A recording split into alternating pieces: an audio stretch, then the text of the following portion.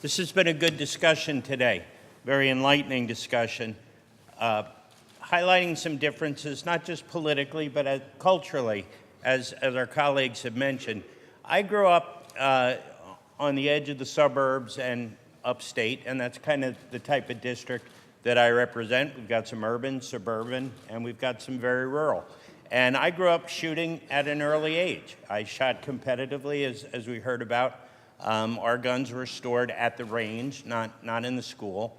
My father wanted us to learn at an early age gun safety and how to shoot, and I taught my daughters that as well. So I'm not going to do anything that is going to infringe upon my Second Amendment rights or my constituents. But what we're talking about today is gun safety. We're talking about gun safety, common sense gun safety. And if you look at the red flag or the extreme risk protection order, that word extreme risk, so it's not just somebody walking down the street pointing, as we had just heard. It's very specific people. There's a very high level of proof. And if you look at the statistics, in over 45% of these mass shootings, when police went back and investigated, people said, yes, we saw trouble coming. There was something wrong here. And so that is what this bill will address.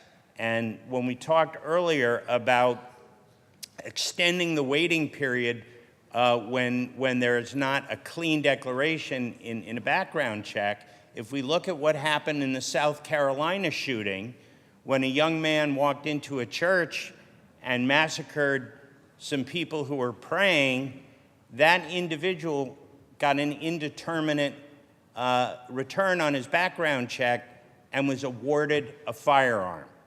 And this law that we passed today will follow the FBI standard as to how long they normally take on a background check. So I think, with all due respect to my colleague, I think these bills will make our constituents safer, absolutely.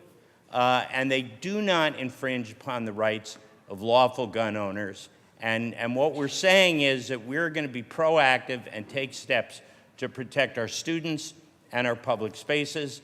And on the extreme risk protection order bill, I vote aye.